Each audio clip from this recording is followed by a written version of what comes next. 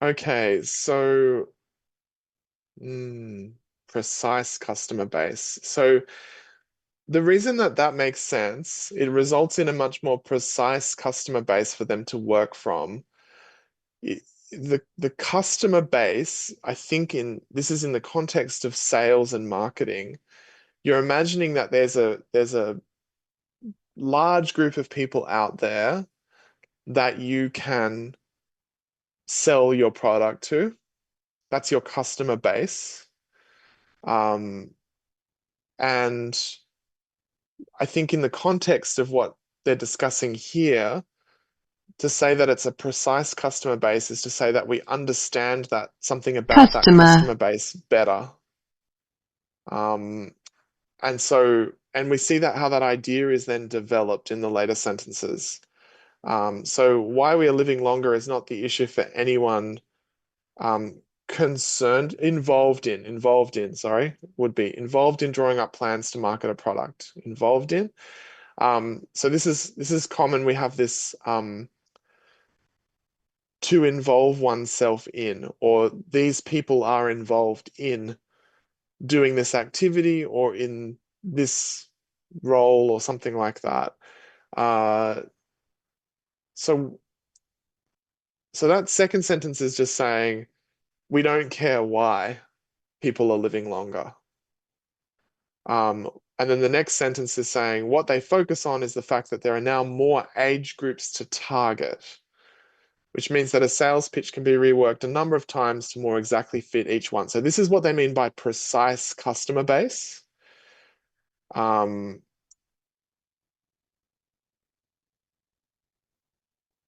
and then we have a contrast here. For example, rather than referring simply to adults, there are now starting adults, young adults, and established adults. Um, yeah, so I think it's actually what they're saying is that this is actually easier to manage because you can divide your message up rather than trying to catch everybody and assume that they're all the same, this great big group of people. You can divide them up because adult life is sort of stretched out over different stages. This is, I think, what makes this challenging is that this is like sales and marketing thinking.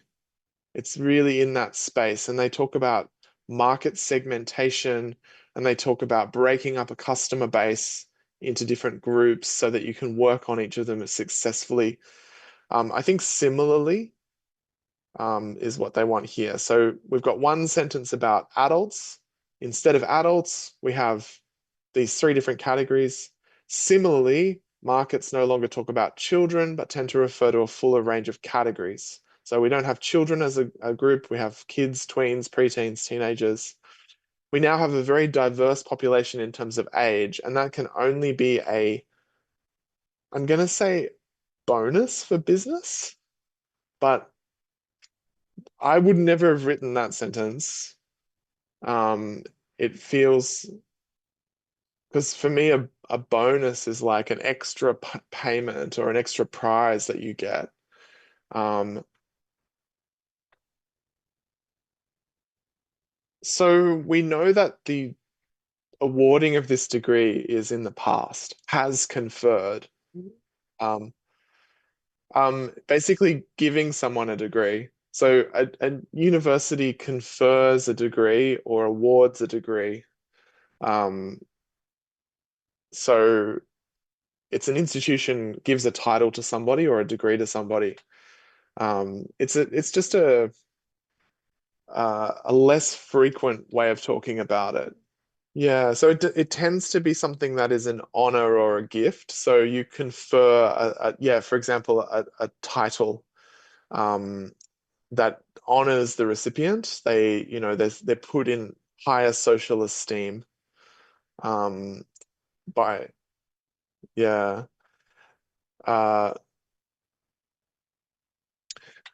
yes, it does. So to confer, the verb is often to discuss something.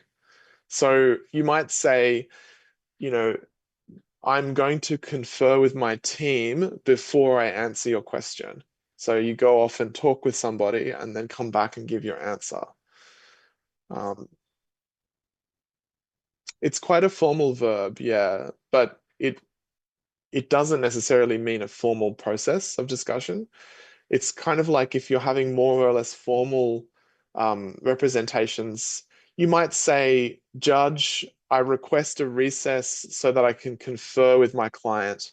So that is, if you're in a courtroom and you say, I would like us to stop the court proceedings temporarily so that I can go and meet with my client and my legal team to discuss what we're going to do next. So it's used in formal situations, but what you actually go and do might not be formal.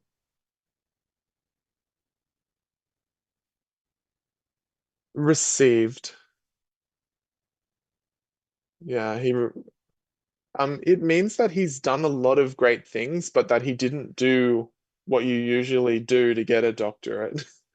Um, so like they sometimes give honorary doctorates of arts or creative arts to actors or musicians. I think Taylor Swift has an honorary degree from some American university. She got an honorary degree from New York University, Doctor of Fine Arts. Yeah, fine arts. Yeah, yeah. So unlike a PhD, an honorary doctorate is awarded for things you've done in the world rather than for things you've done in a research project.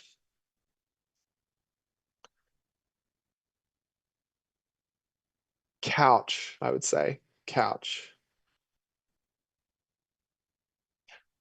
So you usually play a role, has played a crucial role. Um, that so they didn't say that who discovered that the universe is expanding, but has played a crucial role in the discovery that the universe is expanding at an accelerating rate. So they're saying that he's one of a number of important astrophysicists who've been involved in this discovery. Um, in his research, Professor, so he must already have a doctorate as well. So this is an extra one.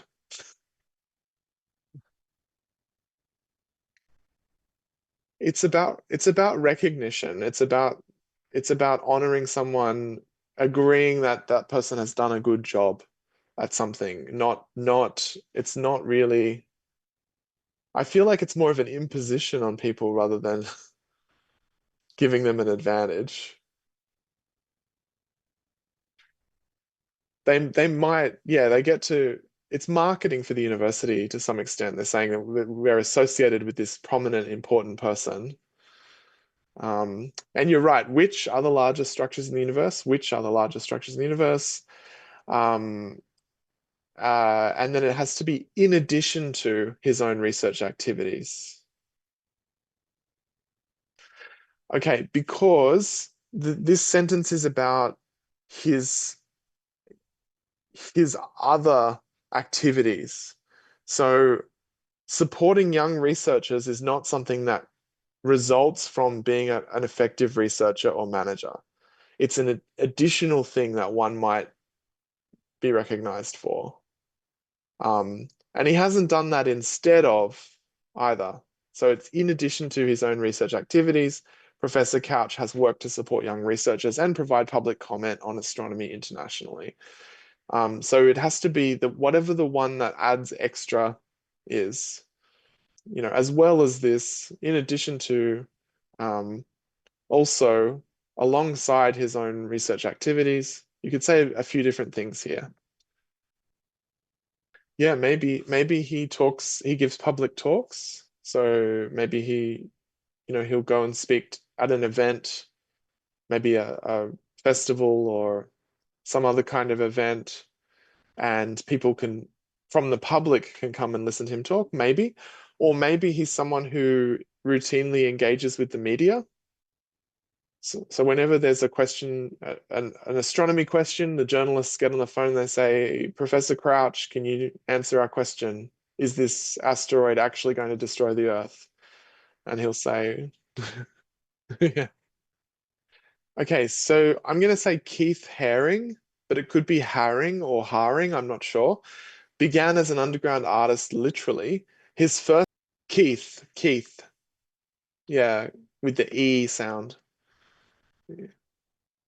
Um, so drawn in New York subway stations. So we're talking about the past. So his first famous projects were stylized graffiti drawn in subway stations. So when in the first sentence they say he's literally an underground artist, in the second sentence we find out what that means. He actually drew on the wall. In this case, they're using it to mean that they're somehow informal, like that they're not, he hasn't gone into this subway and, set up a canvas and spent he just goes in there, draws something and moves on. He grew so prolific, that's right. To grow prolific is to become more and more productive in your work. He believed that art, or at least his art, yeah.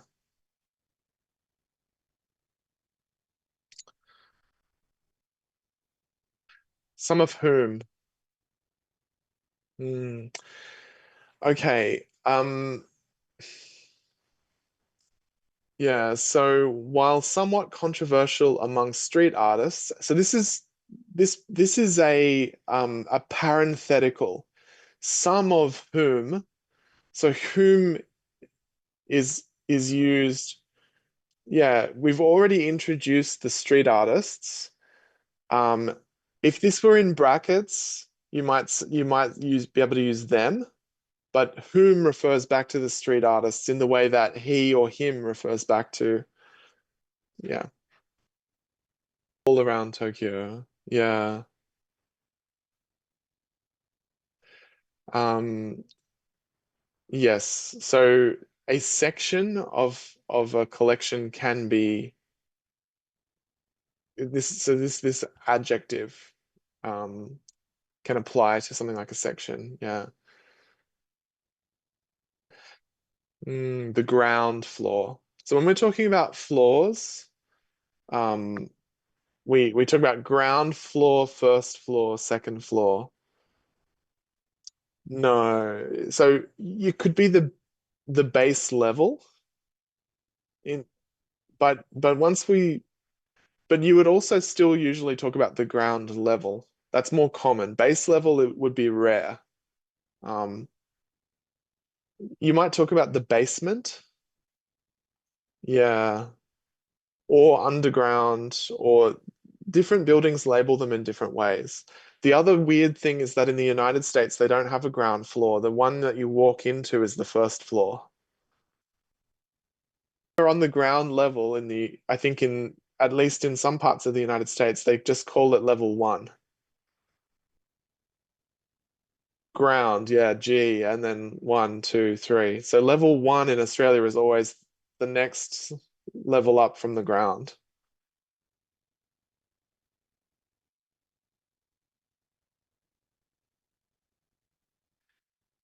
Yes.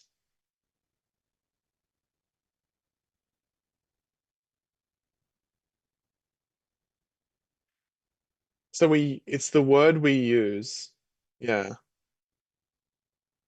So to describe something is to talk about it. Whereas when we choose a word, we're using it. We could say climate is the word that describes weather over a long period of time. Yeah. Mm. You can actually talk about the UK in that way as well. You could say the UK is relatively cold compared to Australia, or is relatively wet compared to Australia. But when you're talking about climate, climate is something that a place has or doesn't have, not something that a place is. Or you could say Sydney's weather today is nice and warm. Um, but when you're talking about climate, you're usually saying that a place has a climate rather than that it is. Yeah.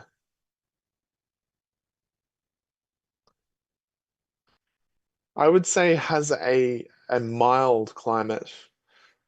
It's not got a lot of extremes. It's not very hot because of the breeze. It's not very cold because it's in the tropics. Hmm. Hot, dry climate. Mm.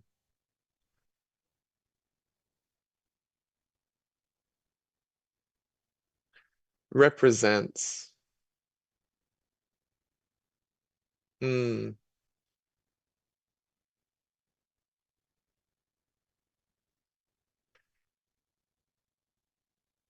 Often unbearable. Often unbearable. Of a climate of often unbearable heat and drought. Yeah, it's quite a there's it's quite a complex phrase when you look at it closely. So what they're saying is it's a climate of heat and drought.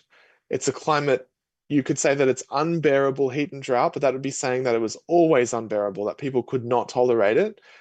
Or you could say of often unbearable heat and drought. That is, sometimes it will be so hot or so dry that we can't tolerate it. And that'll happen with increasing frequency. Yeah. Punctuated. Punctuated. Yeah. So to punctuate is to put a point in between. So when we talk about punctuation, we're talking about like commas and full stops in sentences, but we also use it in this sense of breaking a pattern. So if storms punctuate a climate of heat and drought, that means that we don't have no storms. It's mostly hot and dry, but then suddenly we'll have big storms with floods. So it's so when we're talking about punctuation in a text, it's like a full stop or a question mark. It's the thing that ends one sentence or one clause and begins another. But when we're talking about punctuating or punctuation in terms of events, it means that an event happens that breaks up periods of time. Um,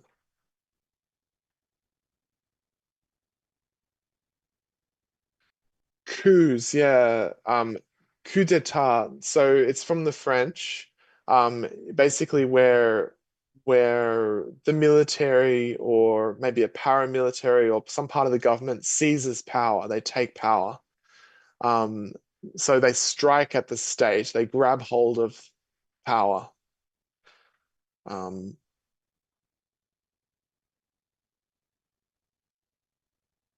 it's usually military or there's military involvement.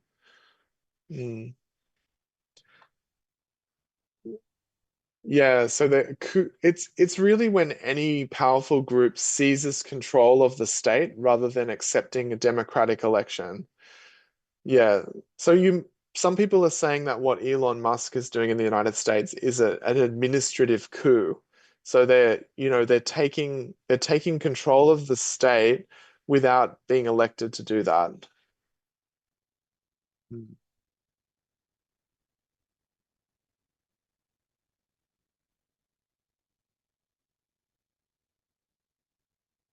Mm.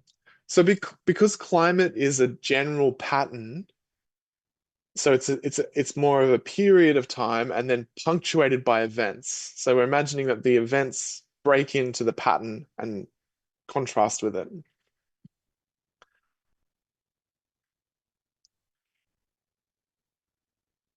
Yeah, it's got to be consequences because the others are too positive.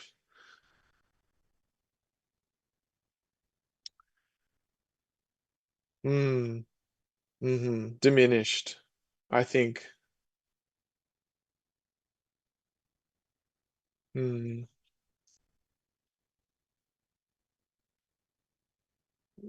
that's right. Yeah.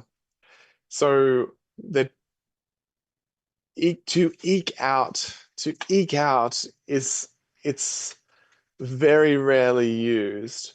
So it's to obtain something with difficulty. Yeah, to if you say I managed to eke out a livelihood from combining casual contracts. What you're saying is that, I'm working as like a freelancer. I'm just um just managing to get by with great effort.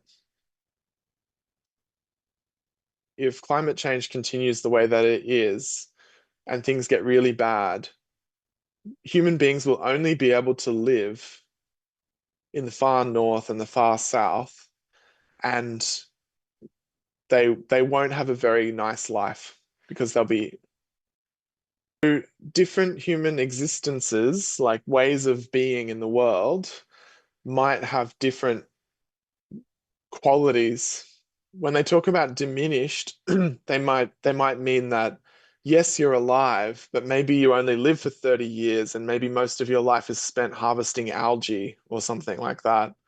Or harvesting algae or moss. Something that, you know, so all of the things that we currently enjoy will be taken away from us.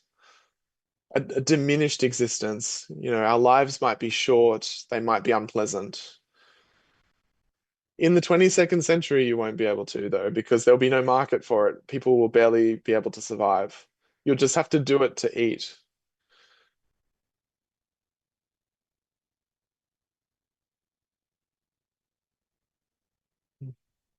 Weaving, weaving. Probably, probably. Mm, sticks. Mm. Um, later, so these are terms. So you have threads in one direction are called warp, and threads in the other direction are called weft. Warp and weft. Yeah. So some of them cross in one direction, some of them cross in the other direction.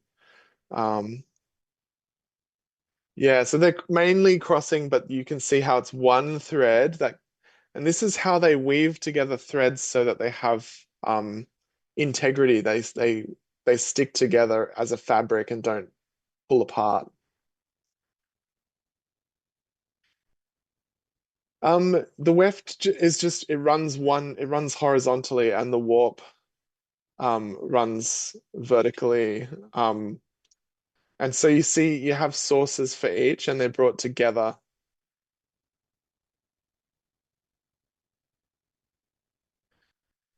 Yeah, the warp threads. I think it's often relative to each other. You can look at it from different angles and you'll see, but yeah, these are ways of describing the basic. You can see that they come from Old English. They come from very old words. Hmm.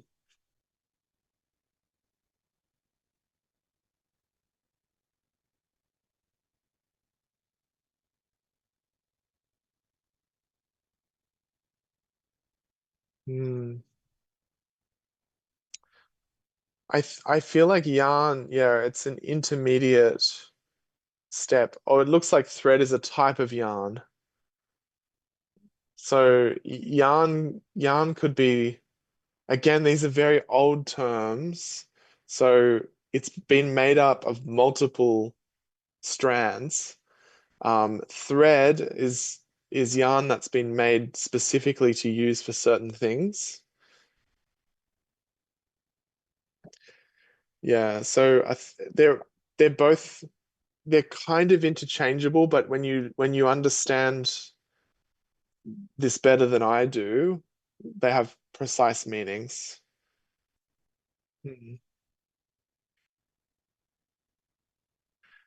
So I think in my mind, thread is usually well formed and very fine. It's thin, whereas yarn is kind of rougher and thicker. Yeah. Um, now have to be inserted more easily. Easily. Well, accuracy is a noun. Accurately could be okay, but yeah.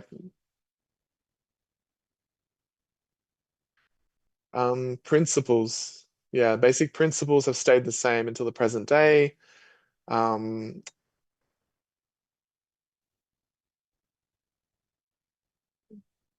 automating.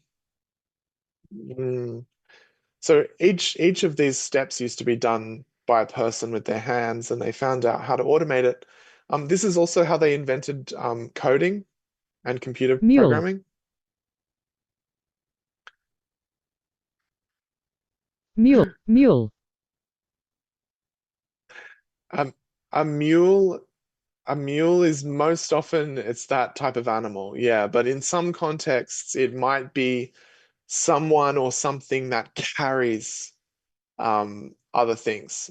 So a spinning mule is a specific piece of equipment. Yeah, they call it a mule because it carries something in the process, but it's just a name that's been attached to that machine. That is people who carry drugs across borders.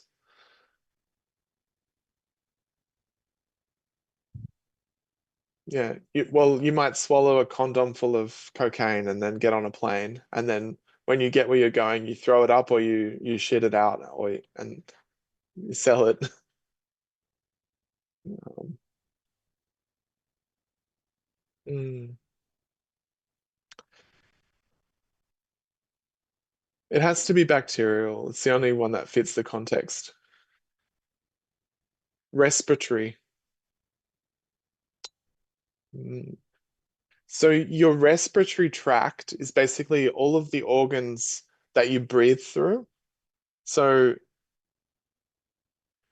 yeah, it's an area. So they really just mean a part of the body. So an area in the body. So if you think about your respiratory tract is all of the parts of the body that are to do with breathing. So everything from the mouth down to the lungs is part of your respiratory tract. So an upper respiratory tract infection is an infection that is in the throat or the back of the mouth. Lower is deeper down. It's in your bronchial tubes or in your lungs. Yeah. It turns out that those bitter taste receptors.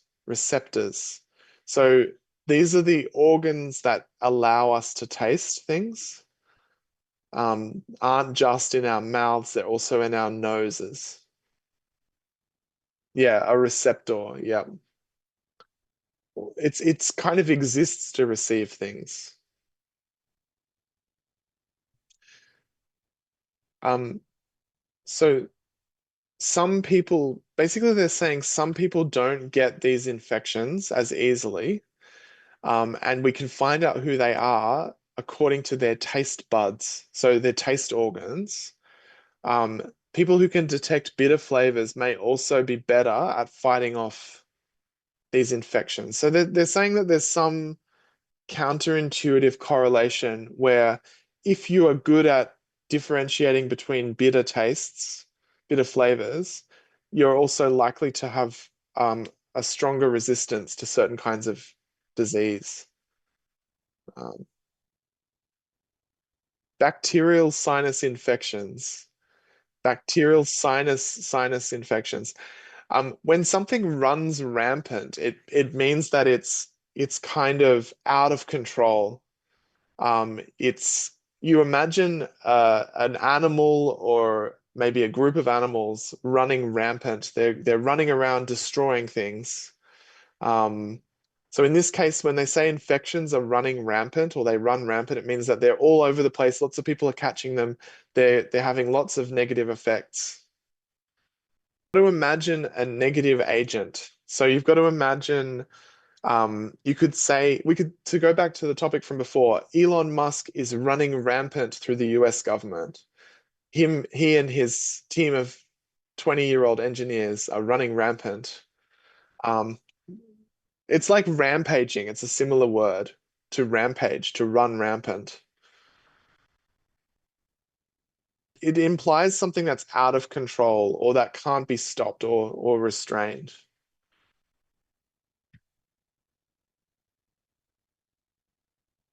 Mm. Malady is another word for malady, illness. For illness or disease, it's used to talk about anything negative.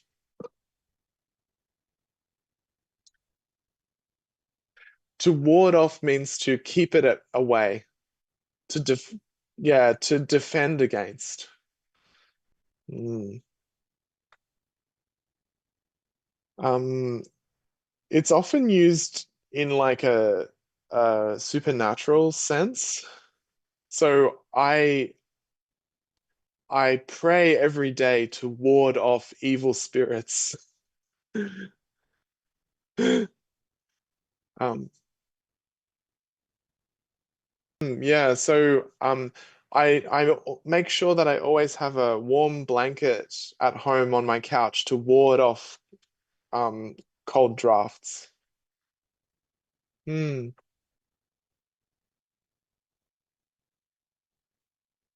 The winter cold, yeah. So this is where we've turned a noun into an adjective. So instead of saying the cold of winter, we're saying winter cold. Yeah, so it implies that you're preventing something, defending against it in some way. You might be talking more about warding off the risk of failure. Hmm. Um, actually, yeah. So when taste receptors in our airway sense a bitter flavor, they roll out the defenses. The defenses. Hmm. So to roll out defenses means to ready the defenses. So we're imagining that you've got a literal like a fort. Like let's say someone has built a fort or a fortress or a castle or something, and they know they're going to get attacked by enemy soldiers. Rolling out the defenses might be bringing out um, all sorts of obstacles that you put in front of your wall so that the soldiers can't climb up it. Barbed wire.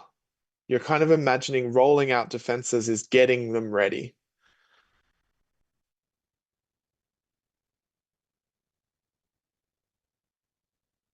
Yeah, bringing them into the space that you need them and making them ready.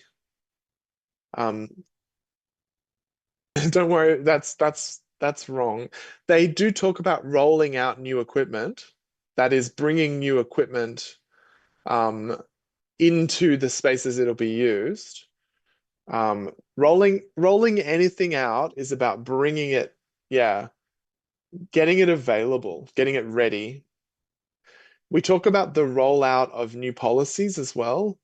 Um, yeah, so in this example, it's not a physical thing that you're getting ready. It's something that you're making available or starting.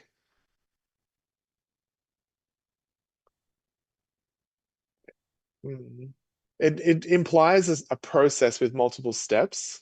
Yeah, make something. So this is a different definition. Rolling out is also like using a roller. You imagine, yeah. So that's that's different.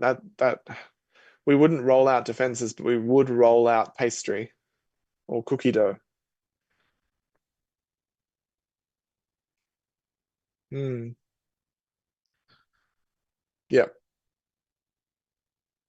So yeah, so Apple is in the process of rolling out new AI interfaces on all iPhone devices. Yeah, it's going to be like that. It's going to be kind of shit.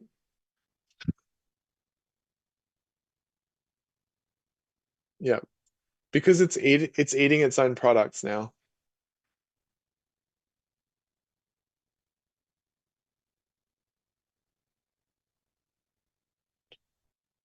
Nitric oxide gets released into our nasal cavities. So they're talking about the sinuses. The sinuses are like these cavities. They're like holes in your head.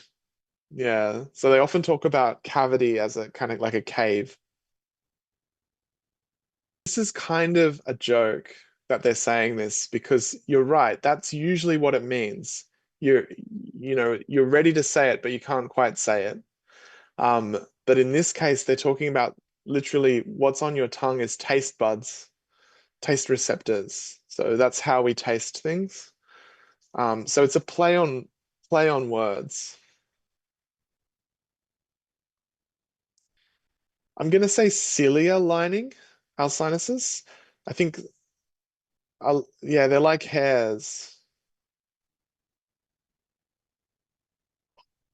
Yeah.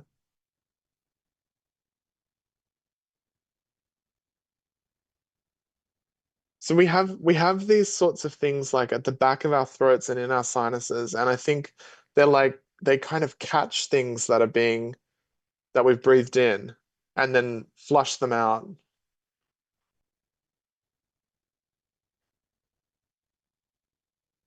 Yeah, it's inside the um sinus. Yeah.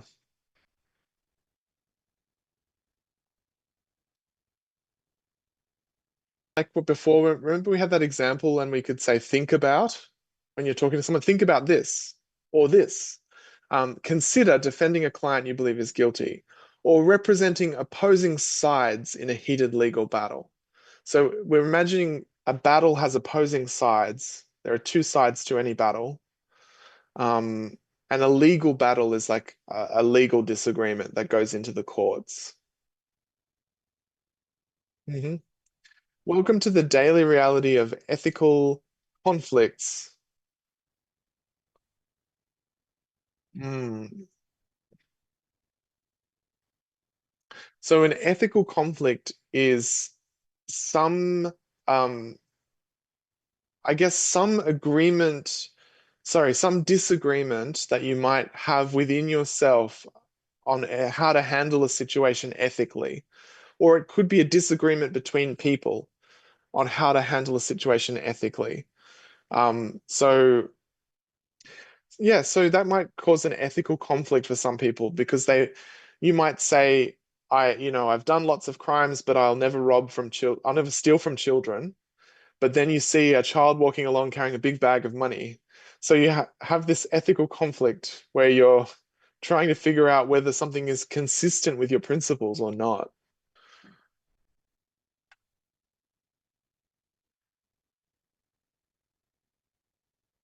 Navigating these situations requires navigating professional codes of conduct. So this is a phrase, codes of conduct is a professional code of conduct is more or less official.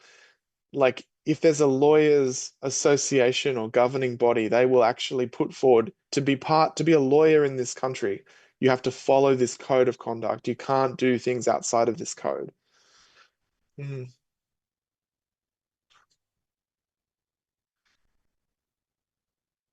Yeah. Yeah, so you're walking across a rope and it's very difficult to do.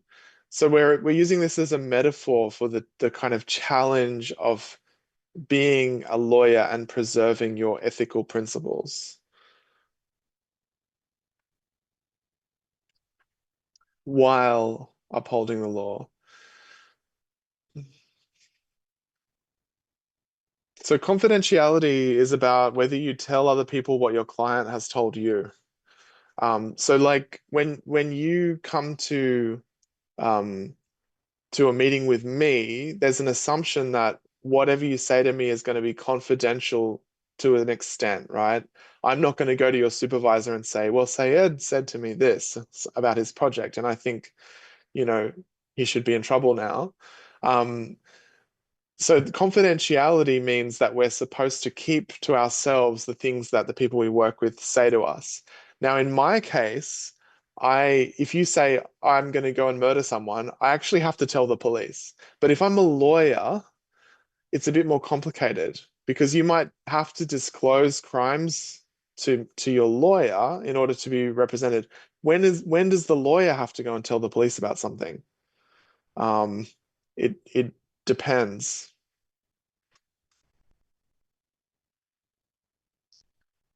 Mm. It means, yeah, so it means acting consistently with the law. So to uphold the law means you support it through your actions. You do the legal thing.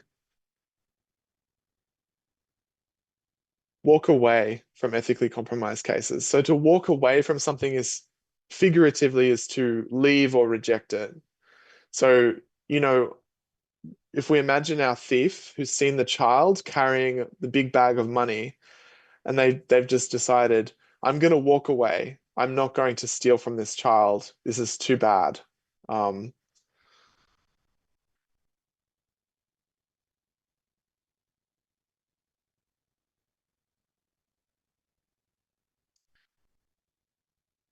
an unjust law. I mean, this is a matter of disagreement, right? Some people, any law that you have, some people will say it's just. I think an example of an unjust law is any law that requires um, either a fine or jail time. So if you can pay the fine, you don't go to jail. For me, that's saying that rich people don't have to go to jail, poor people do. So there's injustice in any law that is applied in that way. Um,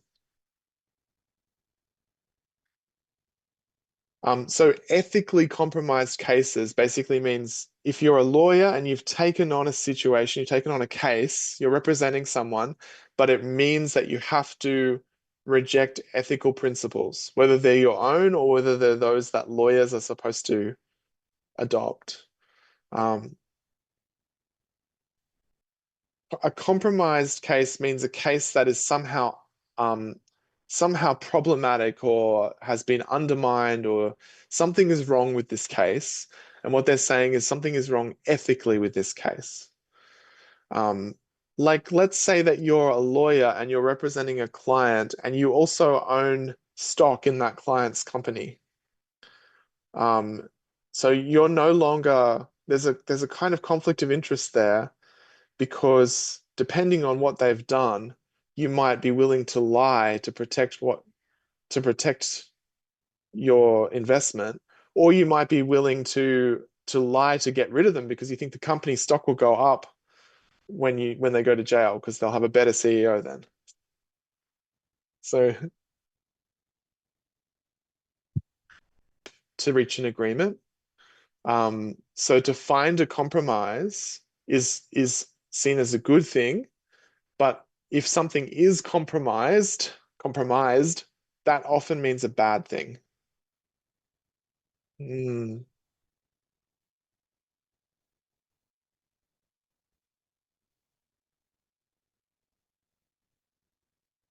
yes, yeah, that's close to that one. And then this one as well.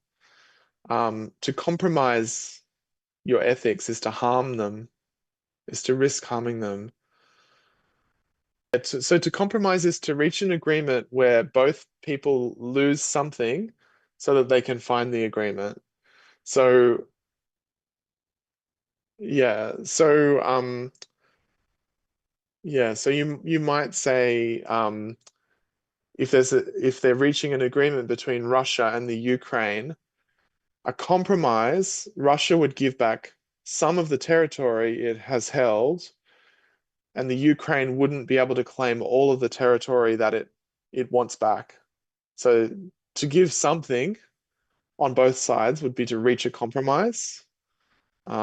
But we might say that the peace process has been compromised because the United States is no longer talking to the Ukraine and they're just making a negotiation with Russia.